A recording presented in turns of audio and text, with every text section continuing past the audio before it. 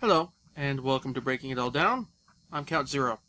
Well, way back when I started doing book reviews, I got started with a review of the first book in David Eddings' series, The Elenium. Well, I have now come to that trilogy's conclusion with The Sapphire Rose. Oh, that's one ongoing series that I've gotten started down. How many do I have left?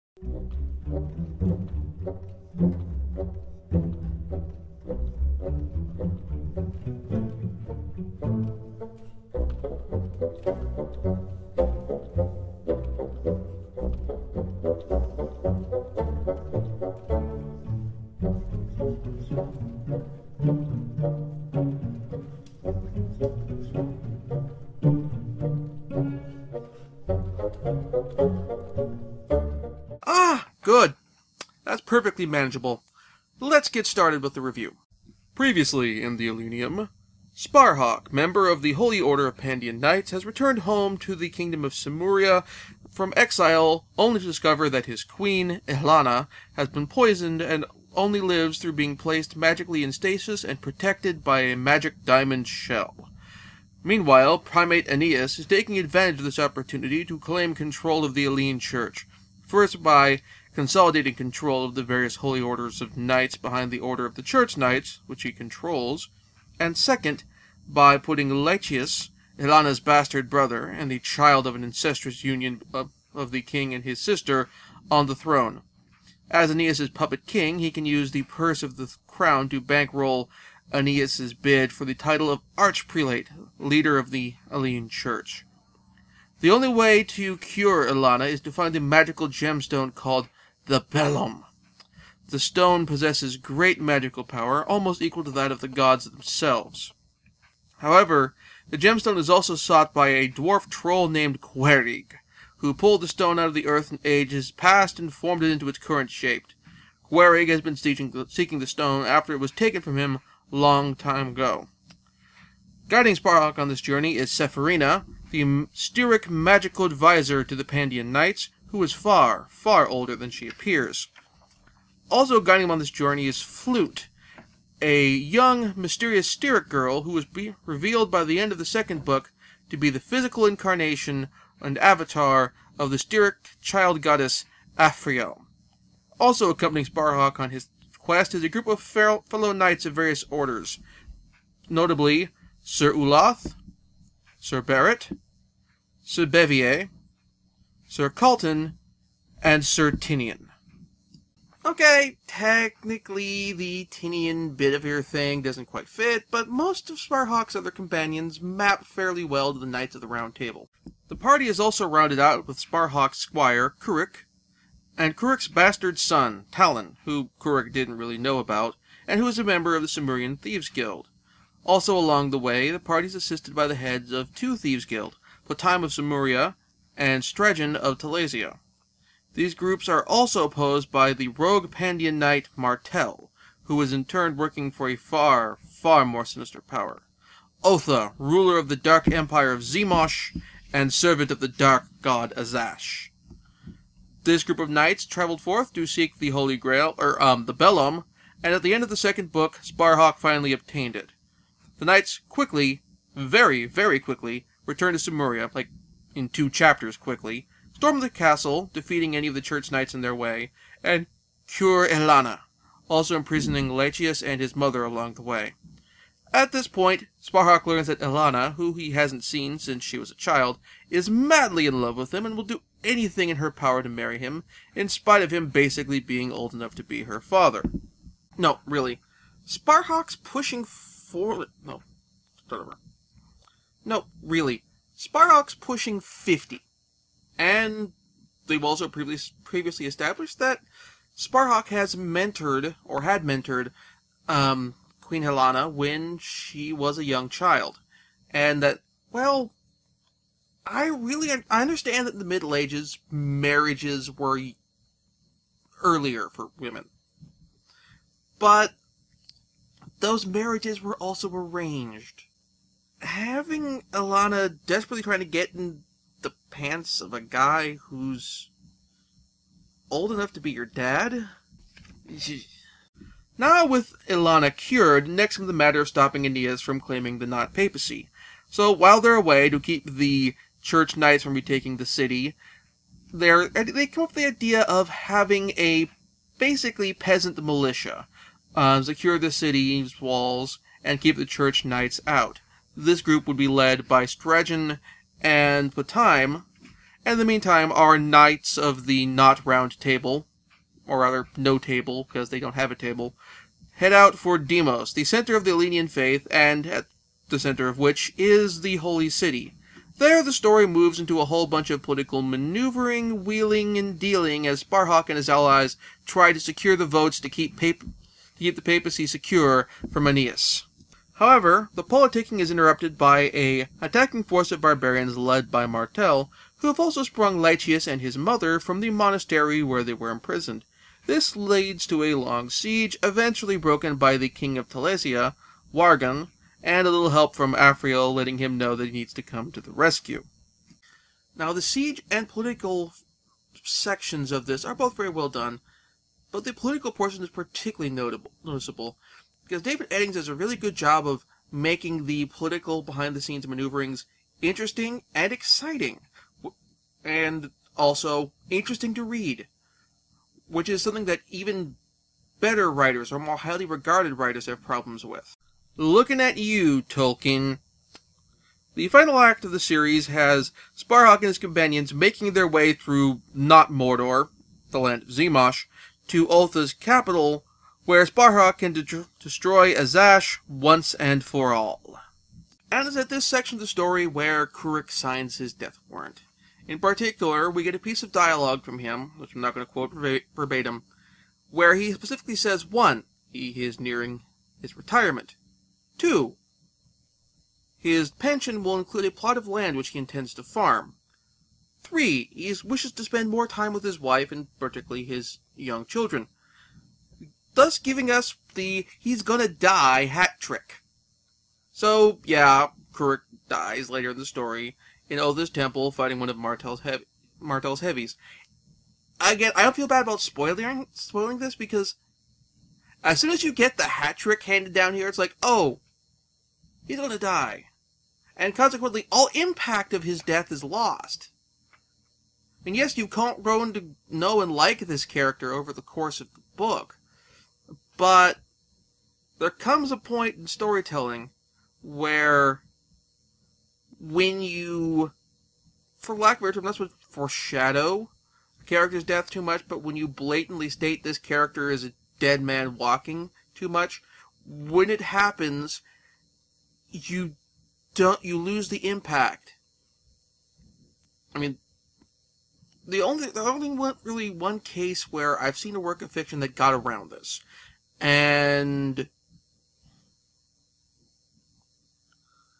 I don't want to spoil. I'm not sure if I want to spoil it because it, on the one hand, it's actually been spoiled very well if you know anything about the series. But on the other hand, if you haven't seen it, I don't want to ruin the impact for you. So I'll say the name of the series, and then give you like 5 seconds, and then spoil it. The series is Full Metal Alchemist. If you haven't seen it, skip ahead. Oh, I don't know. 5 minutes, and then 5 minutes or less, and then yeah. So, in Full Metal Alchemist, there's a character who is regularly depicted as showing off pictures of his newborn child, and he often is in situations where things are very dangerous, and there's a distinct possibility that he could die. So consequently, we think he's going to die. We expect for the character to be killed, and we expect him to die much earlier in the story because he keeps flashing around the friggin' picture. Like, oh, this time this character is going to die. No, this time this character is going to die. Maybe this time he's going to die. And eventually it gets to the point where we start thinking, oh, the creator is going to undermine this trope and subvert it. Say, no, we're going to have this character keep flashing this, so you keep expecting him to be killed because he keeps talking about his kid, he keeps talking about how cute his kid is, he keeps showing his picture of his kid, and eventually, but yet he doesn't die, and he'll completely survive the series, thus messing with our expectations, what we've been trained to expect from watching all sorts of war movies and cop movies and all this sort of things. It'd be like having the character talking about being a week away from retirement and surviving the movie. Character talking about buying a farm and actually living to farm on the farm.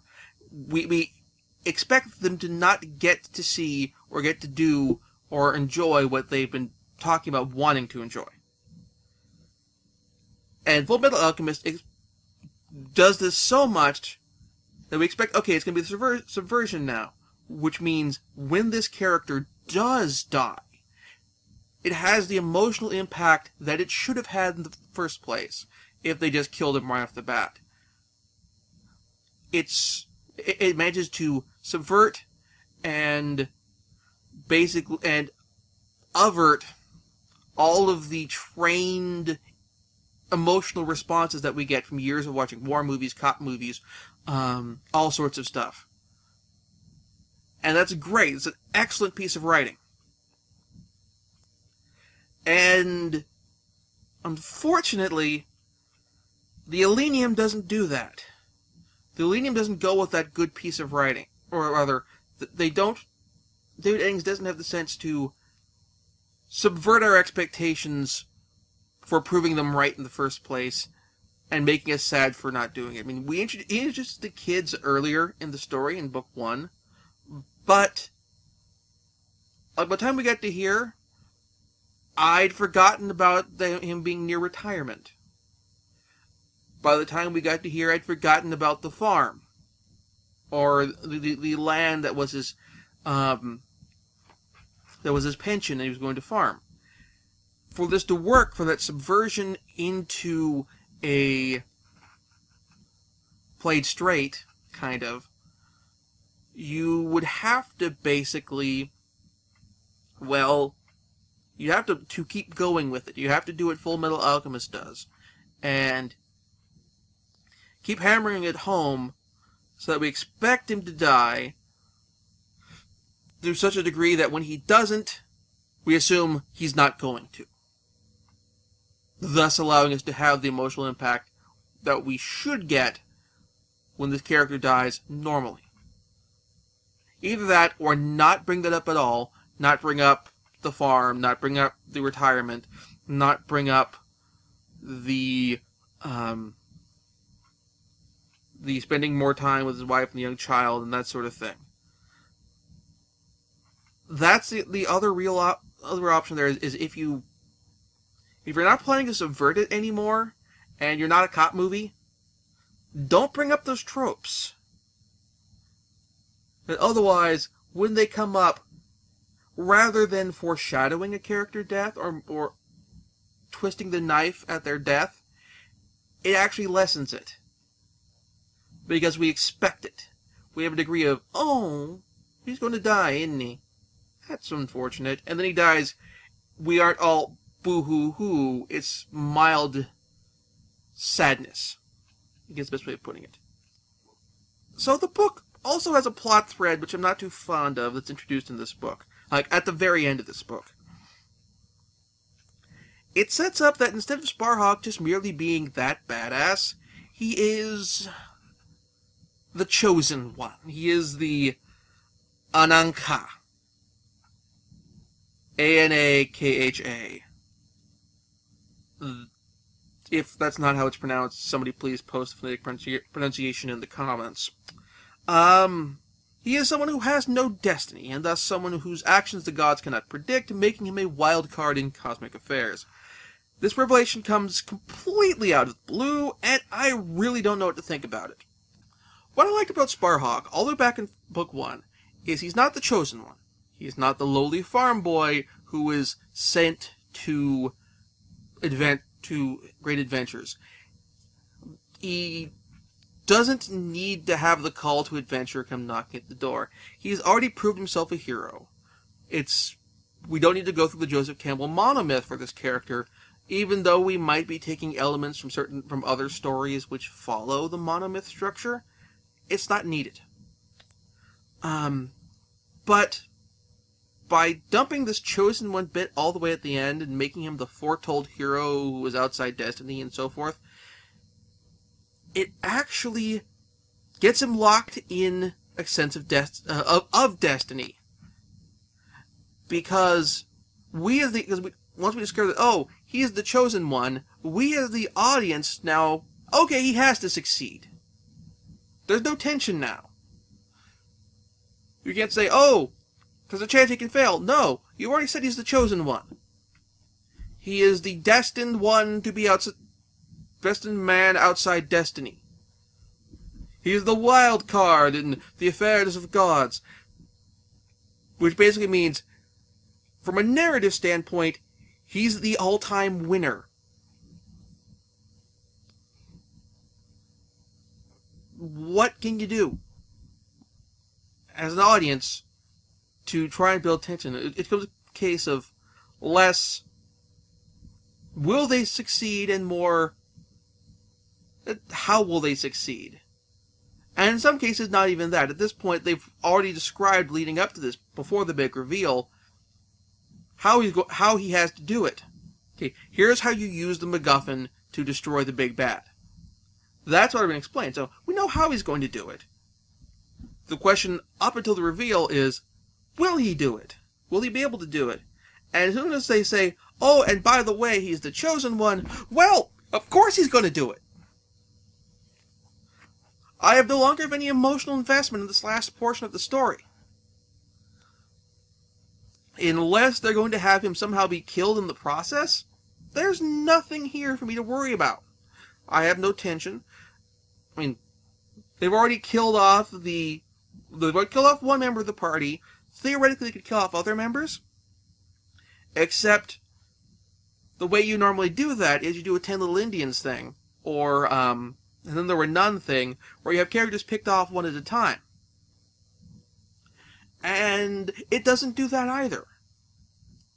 The number of people who make it to the end are, as far as make it to the final battle and witness Sparhawk succeed, all come out alive.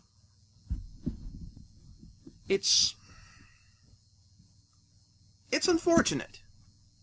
It's a definite case of the author kind of sabotaging himself. So the story concludes with our heroes returning home in triumph. Sparhawk and Helena get married. Well, they've been married before, maybe before he left, but now they're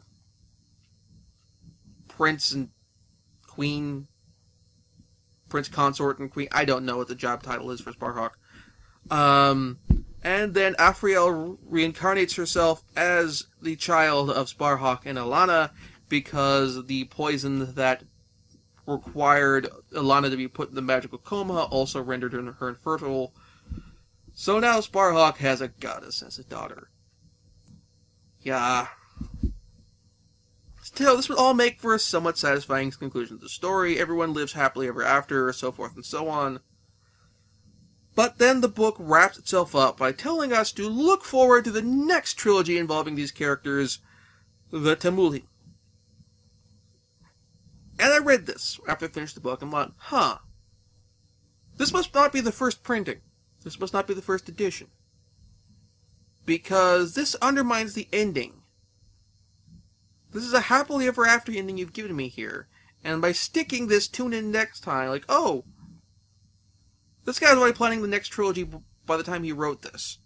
And he wasn't actually planning giving these guys any actual narrative closure. So that this would be something that the publisher stuck in for a future edition or future printing to hype up the audience for the next series. So I went and I looked at the front cover to test my little hypothesis. It's testable, it's verifiable, or testable and falsifiable. I look at the front cover and the inset where they have all the publishing information, and lo and behold, this is the first printing. This bugs me for no good reason. It's totally a personal thing. putting this blatant tune in next time at the end of a book like this undermines your ending. It basically, even if you have a satisfying ending, dumping on there it's like tacking a question mark at the end of the end card at the end of the movie. Because what it says is, yeah, our heroes have achieved great victory, but we made a lot of money making this, so we're going to do another one just for the hell of it.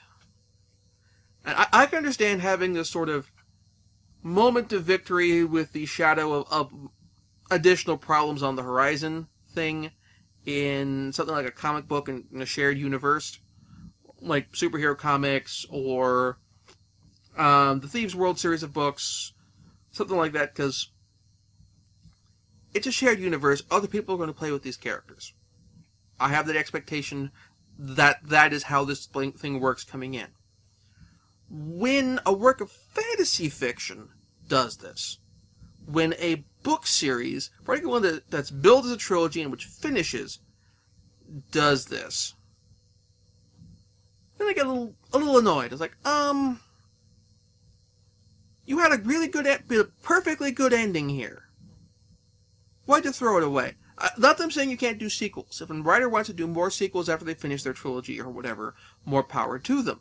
It's just, when you have a planned ending, when you've written your ending, it fits, everything makes sense, there's closure,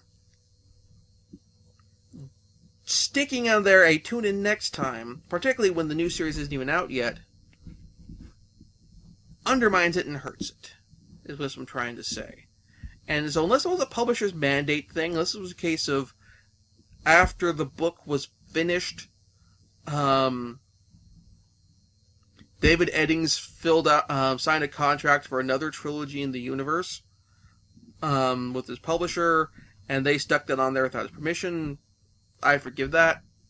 If this was a case of when David Eddings signed the contract or whatever, signed the publishing deal for the Elenium, it was actually for 2 trilogies, I'll give a little wiggle room, I guess. It just kind of bugs me. It bugs me. It bugs me for unnecessary, gratuitous, no good reasons, but they're still there. So, I may eventually visit and review the Tamuli, but that's a later thing. In the meantime, I finished up a video game recently, and for my next review, I want to give my thoughts on that. Until then, if you enjoy this review, please give it a thumbs up, and subscribe to my YouTube channel. I also appreciate any feedback you'd like to offer in the comments, and I'd like to thank you very much for watching. I'll see you next time.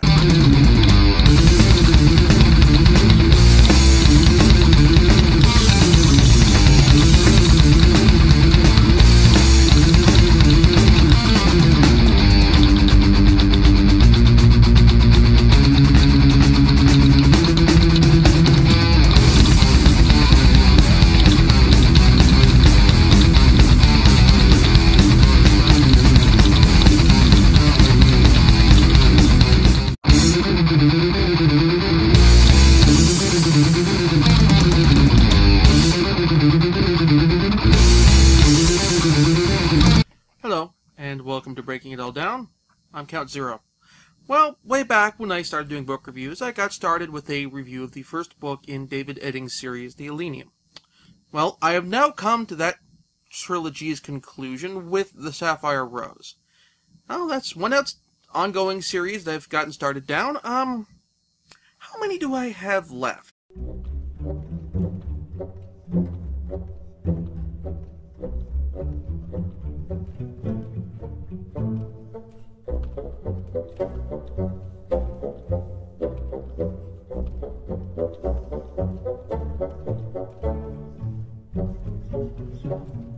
Martel, who is in turn working for a far, far more sinister power. Otha, ruler of the dark empire of Zemosh, and servant of the dark god Azash. This group of knights traveled forth to seek the Holy Grail, the Bellum, and at the end of the second book, Sparhawk finally obtained it.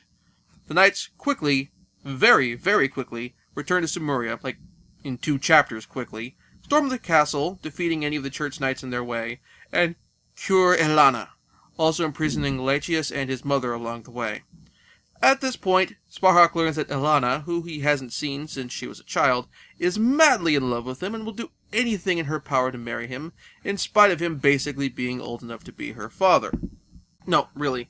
Sparhawk's pushing forward... No. Start over. No, really. Sparhawk's pushing 50.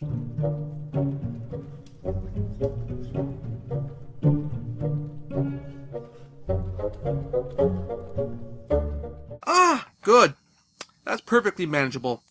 Let's get started with the review. Previously in the Elenium, Sparhawk, member of the Holy Order of Pandian Knights, has returned home to the kingdom of Cimmeria from exile, only to discover that his queen, Elana, has been poisoned and only lives through being placed magically in stasis and protected by a magic diamond shell. Meanwhile, Primate Aeneas is taking advantage of this opportunity to claim control of the Elean Church, first by consolidating control of the various holy orders of knights behind the Order of the Church Knights, which he controls, and second, by putting Laetius, Elana's bastard brother, and the child of an incestuous union of the king and his sister, on the throne.